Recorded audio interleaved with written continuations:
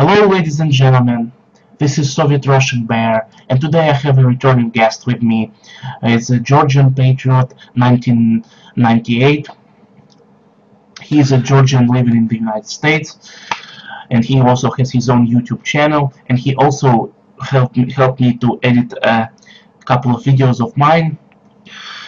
Yeah, okay, so let's start. So the subject of today's video is Armenia and the Armenian color revolution. So, but before we get right into the subject, I want to ask you, as a Georgian person, what is exactly, what is the state of the relations between Armenia and Georgia, and Armenian and Georgian people? So before this color revolution happened, Armenia and Georgia have relationship. It's pretty decent relationship, but we have a lot of Armenians who live in the south of Georgia, and there's a lot of concern from Georgian side of that they will become separatists. This is a fear that we have, but well, we have Armenians who live in the capital, Tbilisi, and everything else, and we get along with them just fine.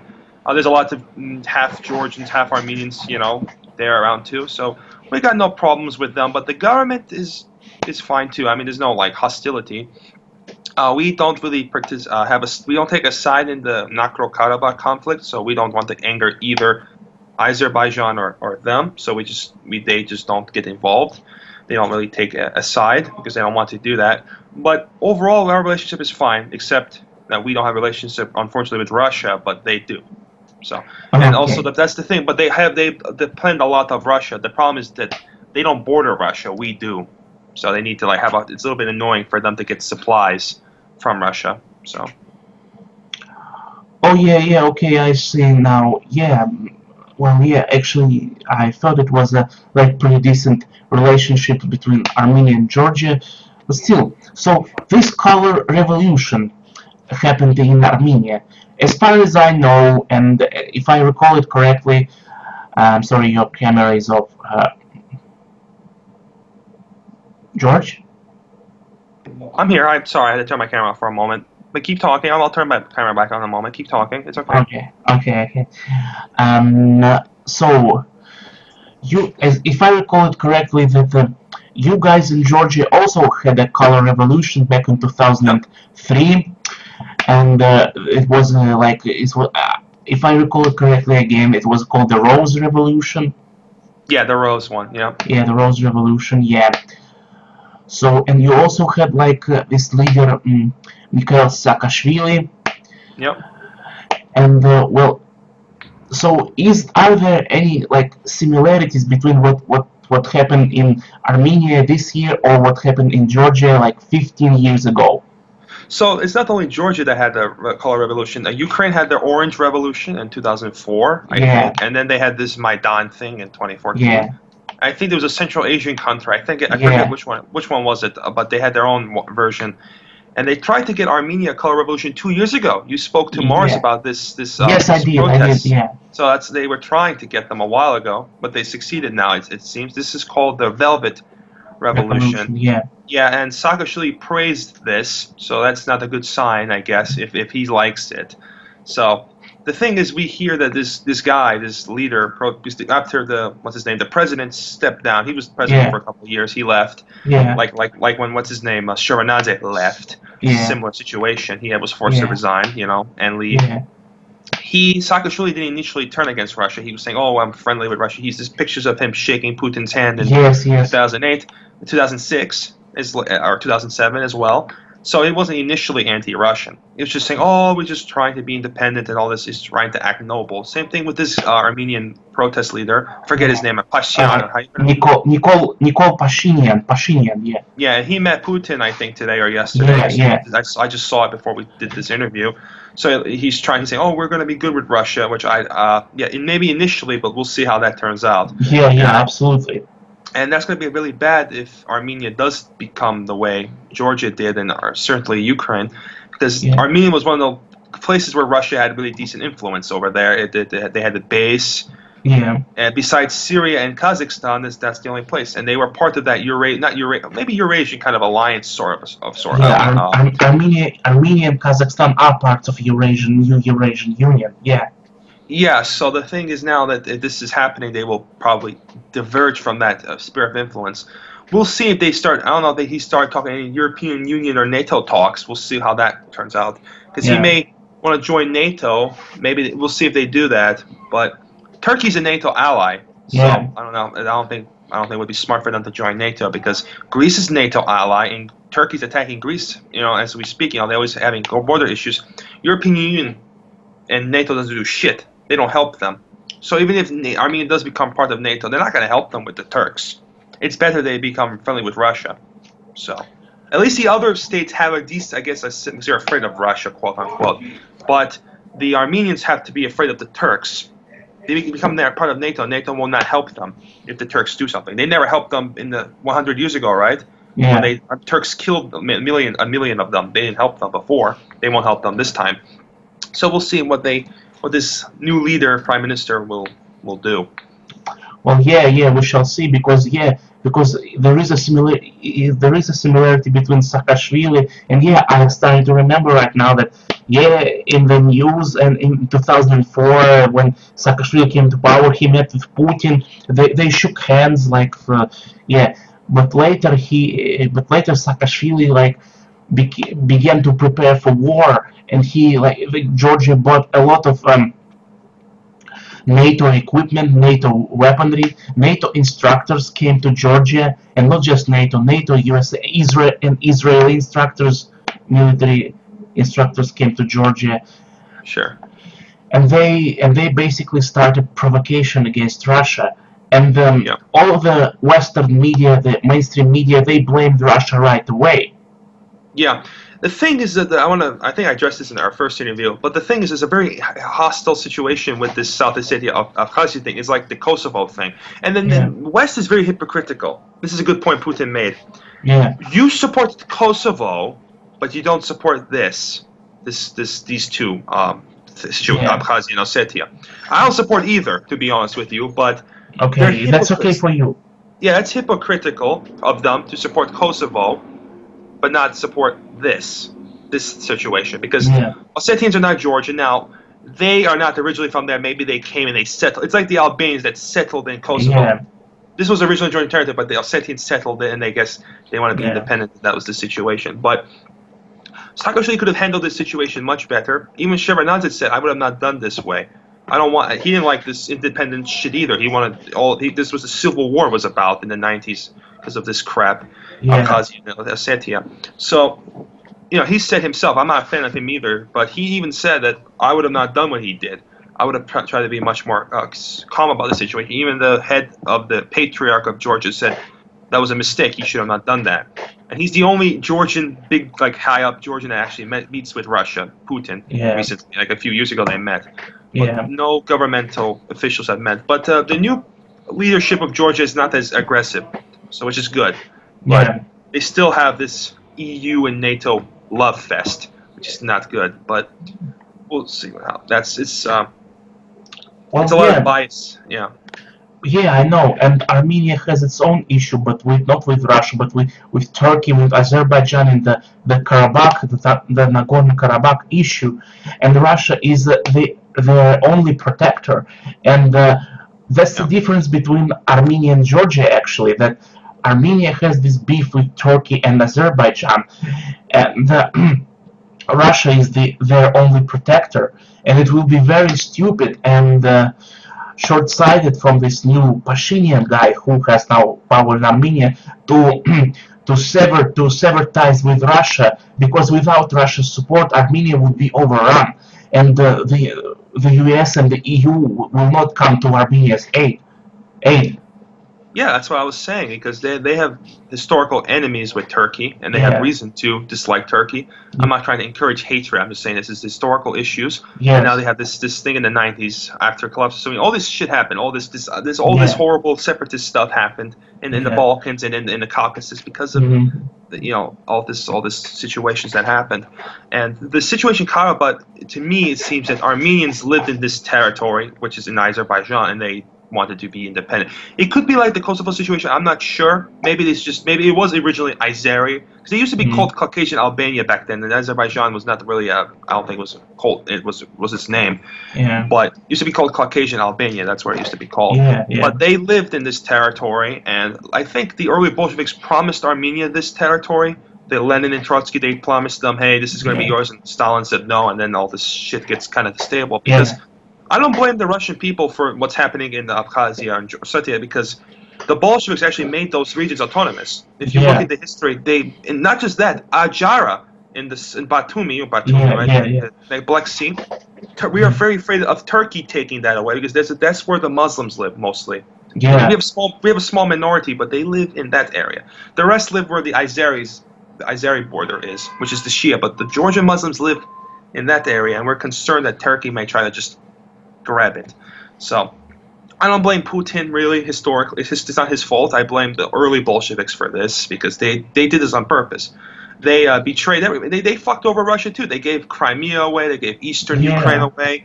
So these early Yiddish Bolsheviks, I'll say that, I don't care, caused a lot of these problems. I'm not going to blame the Russian people of today for this. Or as we say in Russia, Russian nationalists say, Russian patriots say, Zhido Bolsheviks. Yeah. Yeah, the Zhido Bolshevik, yeah. Yeah, but still, so I think the situation, it's almost like, but what I'm trying to say is that the tactics of color revolutions and the tactics of its leaders have changed. Maybe after Ukraine, after the Euromaidan, they have learned the lesson that even if you take over power, you should not go full on Russophobic, because else you're gonna because many of post-Soviet states are still economically tied to Russia. They have still strong economic ties, such as Ukraine. And now when the pro-Western, the anti-Russian, anti-Moscow government took over in Kiev, all these economic ties have been severed. They have been consistently severed, these economic ties, and many ordinary Ukrainian people have lost their jobs, and many factories and many plants in Ukraine have been closed because of this. So that's where Russophobia leads. Because so now I think the color revolution pro-US leaders have changed their tactics to more smarter tactics, need handshake with Putin, pay lip service to friendship, to partnership with Russia, but behind the scenes make deals with the USA and basically lead the country to the EU and NATO. Yeah, I think that's what he's doing. He just came into power, so I'm not going to say, oh, he's doing it. You have to wait. Maybe when we do another interview in 2 months or 3 months or right before August comes, we'll see the situation, how it develops. As it develops, a lot of shit has been happening. We'll talk about that too in this interview, probably, what's been going on the last time we spoke. A lot of things have been going on in the last few months. A lot of things have changed since we last spoke. This North Korean thing has changed, and this Iran thing has changed. Everything is changing. Yeah, so, Iran deal is now just Trump withdrew from the Iran deal. Sure. Yeah. And then this North Korean thing is I think it seems to be getting better. We'll see how this goes. We'll see how this goes. Because we'll see. Maybe we'll see what they'll do with that. But I'm hopeful for that. But yes, a lot of things has been going on. This Armenian thing is very sad because Russia, that was the only one of the major last places in the Caucasus that was friendly with them. Georgia became kind of NATO-loving. Azerbaijan is Turkish-loving mostly, which I don't understand that because they're not even Sunni. They're Shia. They should be more friendly. They should be more friendly with Iran. There's more there's Azeris who live in northern Iran. That I would think, but whatever. Because they have a stupid pipeline that connects Georgia to Baku.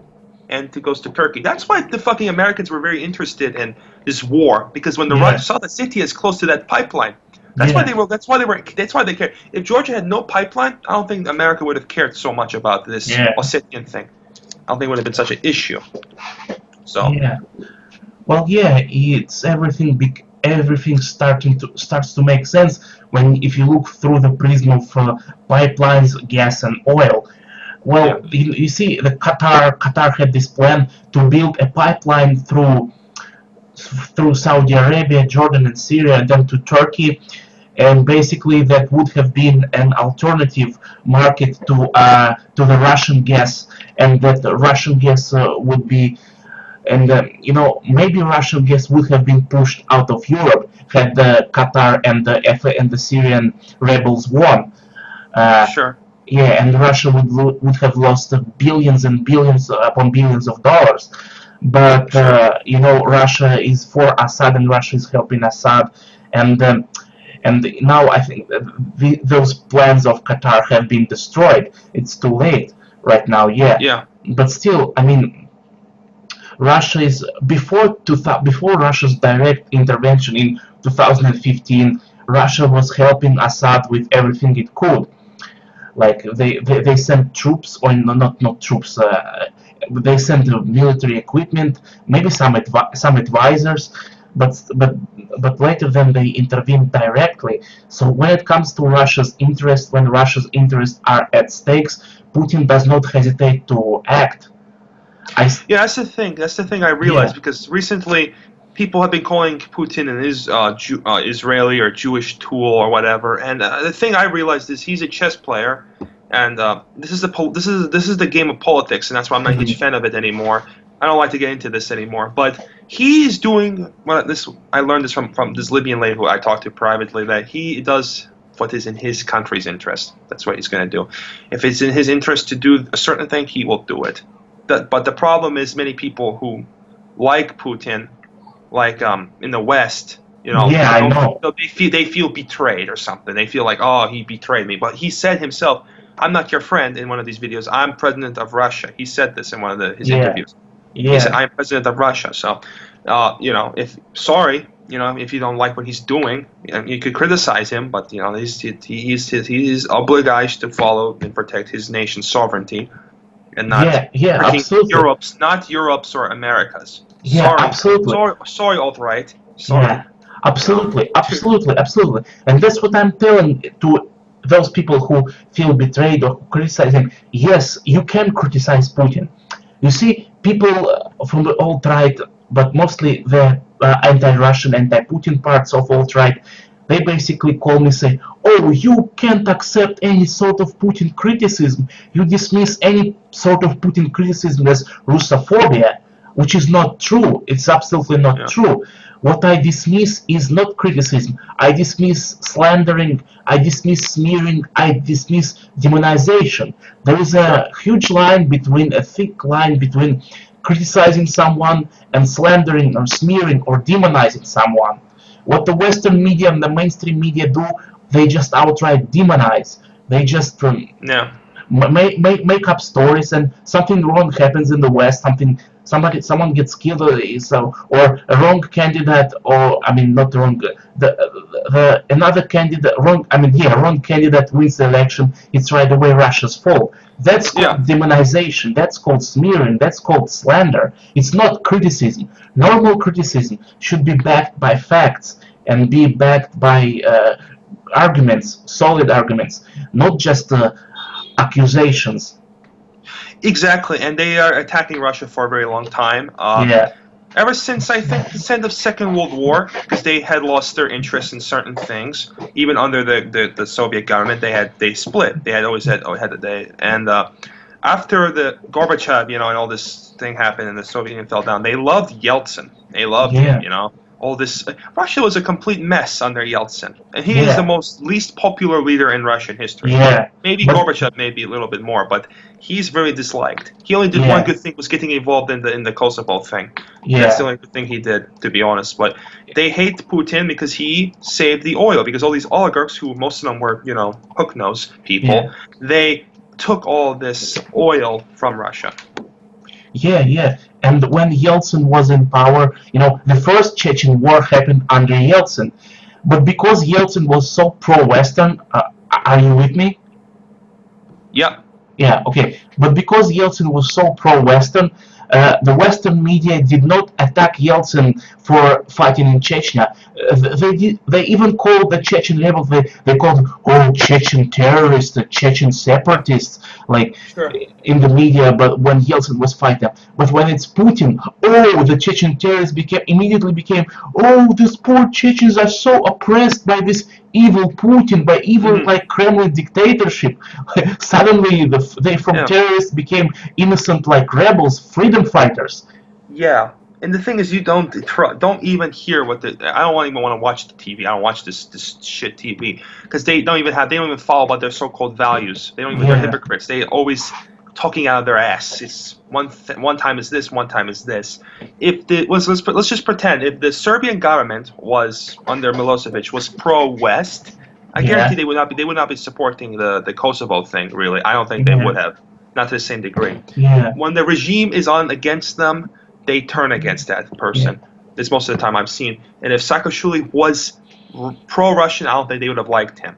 But that's not what he was. He was educated in Columbia University. He was groomed. They groom people. I think that's what they do. They like to groom these politicians for their purpose. I don't know where this Pashinyan was educated. Maybe he was born in Armenia. He raised in Armenia, but he's certainly getting money from some high people. You know, if he wasn't educated in the West, but he certainly is getting groomed to do something. He has a purpose, I think. Yeah, absolutely. Yeah, I think so too.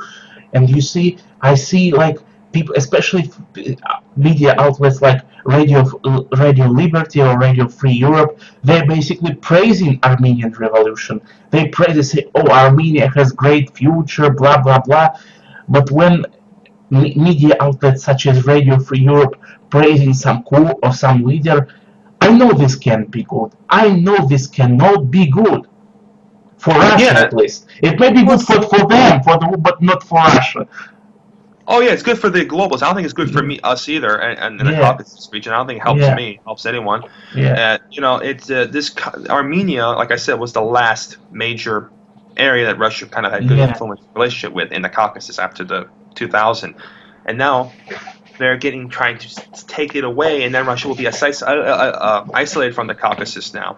They'll be completely cut off now, and they will not have any communications now. Maybe the Armenians may turn on the Russians, and then Russians will have to cut severe relations. We'll see what that goes. But this was always their aim, to have hostile republics against or surrounding it. So Russia's going to have to fight on multiple fronts. You have like in Central Asia, you have Caucasus, you got Eastern Europe, and you got NATO troops in Poland and everywhere else, trying to deliberately, and then in the Baltics too, trying to really irritate them.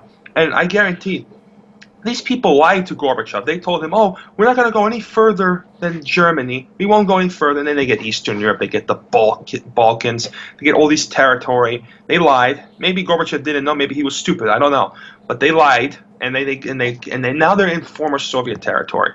And they got the Baltics. They almost got Ukraine. And they almost got Georgia. And they're trying to get there. It's called the North Atlantic Treaty Organization. Why the fuck are they trying to get countries that not even are in the Atlantic sphere? It's just a globalist plan to attack Russia, because it has to make sense. The Eurasian thing, Eurasia, this is a territorial thing. That's what some people don't understand. It's territory. I don't think it's an ideology. It's a territory area. This is what borders Europe and Asia. It's what connects them. You got to go through. This is like the Middle East technically is Eurasia too. Is in the middle. So if Russia wants to be allied with the countries next to it, and they can call it Eurasian. There's nothing wrong with that, because this is in the same geopolitical sphere. If Canada and the United States work together, that's perfectly okay, because they're in the same continent, and that's fair. Russia should not have big influence in Canada. America has the right to do that, and England can have influence in Ireland and the islands. That's fair. And Germany, Austria, and Switzerland, and all these other things. And all this other stuff. They have to understand that people have to be united on something. But these globalists don't want any. They don't want a They want a unipolar world. They want a one globalist kind of center. Where will it be? Where will it be? The capital in Tel Aviv or Jerusalem, or will it be in Washington? I don't know. But they want this one global thing that everyone submits them to their tyranny. And And I don't think it's wrong for Russia to want to have its own sphere of influence. They always did. They are a big country. They have the right to have influence. Do I think Russia should just engulf those other countries? No, no. I wouldn't be talking to you if you believe this. And most Russians don't believe this. They just want to have a good relationship with the people. Yeah. And that's what we want. And we're not trying to make a Soviet Union 2.0. No, we just want to have an alliance and to be friendly with Russia. And that's what Putin wants. And I think that's what most Russians want. Well, yeah, I've been talking and I've been listening to a guy who is like a really like orthodox nationalist, and he has been talking about Georgia, and some Georgian guy who, I don't know, does he live in Georgia, and he said, and he attacked this nationalist, Russian nationalist, orthodox nationalist guy, saying that, oh, you want to take over Georgia, you want to restore Soviet Union, and he said, fuck you, we don't let you to take over Georgia, and that orthodox nationalist guy replied, no, we do not want to take you over. We want just good relations with you. Of course, if you ask us, if you like set up a referendum to say that's different. That's different. That's different. Yeah. Then it's okay. Then we might think of taking you back in Russia, but not take you over. Yeah, exactly. And then most Russians don't mind Georgia for being independent, but Georgia does need to rely on nation because it's a small country, and it needs to have some resources and needs to work with someone. It can't just be an isolated little country. It's not gonna be able to sustain itself. Russia can because it's big. It's got vast territory. It's got vast resources. Yeah. But what I'm telling these Georgian nationalists, why would you support all these globalist agendas? You know, like all the NATO and the EU. Well, yeah, absolutely. Why would they? Or definitely. I don't know. And some Ukrainian nationalists saying that we would rather. That's what one like crazy band-right Ukrainian nationalist told to me. Say that they would rather like lay under America and help America destroy Russia than have any relations with Russia. I'm like, what the fuck? Yeah, it's definitely the thing. My camera's acting weird, so I turned it off. But that's a good point you're making because if you want to be sovereign, why would you want to be taking orders from Brussels and Washington? Yeah. Don't be a hypocrite. You know, if you're gonna want to be independent, don't freaking do such things. And if you're gonna have to rely on somebody, it's better to rely on your neighbor and your someone you have origins with, you have history with, not someone in the middle of the Atlantic Ocean who you have no cultural ties to. Oh yeah, absolutely. But I've been arguing with, recently, like today, yesterday, I've been arguing with one guy from the Baltic state, and he said that they like the West and the EU because of the higher life standards, and Russia has lower life standards. So why the fuck we should be with Russia? Blah blah blah. But I said, okay, so why is the EU? Why are Baltic states are one of the poorest EU countries? Exactly, and look how the EU's doing, with these migrants and everything, and compare that to Russia. You don't see any of this horrible mass Islamic or any, horrible rapes going on in Russia or in Serbia. And speaking of this, like, Baltic states also were ordered to let in some migrants, but when they let them in, migrants just say, these countries are just so poor, we're going to Sweden, Germany. Even migrants from Middle Eastern migrants don't want to stay in the Baltic states. Because it's so poor, that proves that that's because they're not refugees, because they're just economic migrants. Yeah. And I would love to continue talking about this next time, but there's a lot more we can discuss. But absolutely. About the Baltics. Baltics, but still, just before we stop. Well, it's a subject for a separate video, but just what I wanted to say, the Baltics anti-Russian Russophobe say it's propaganda, but I think it's true that during the times of the Soviet Union, the Baltic states were as we love to refer to them as the showroom of the Soviet Union, the facade, the showroom of the Soviet, look how prosperous, because the central Moscow government invested a lot of money in the Baltic states and during the Soviet times, and they had higher life standards than, let's say, the Russian Federative Socialist Republic, today known as Russia. Yeah, Georgia too was a very prosperous country back then under Yeah, the Soviet Union. It was considered like the Paris of the Soviet Union. It was like very beautiful, very luscious, like good culture. yeah, Many people enjoyed going there. It was, and look at it now. It's getting better, but looking at it in the 90s and early 2000s, it was a complete wreck. And same thing with yeah, Armenia. Look at Armenia. Armenia is actually in the worstest condition, I think, out of all the yeah, Caucasian countries. Azerbaijan is the best because it has all this oil. yeah, They yeah, are blessed. They're lucky. They're blessed to have that the Baku oil and the yeah, Caspian Sea. yeah, yeah, absolutely. And during the World War II, the Nazis' goal, the Hitler's goal was to get to the Baku oil. Yeah, that was the primary goal. That's why he had to go through the Caucasus fields. Yeah, because he needed the oil because the Romanian oil was running out. They needed all this oil to yeah. continue the war effort.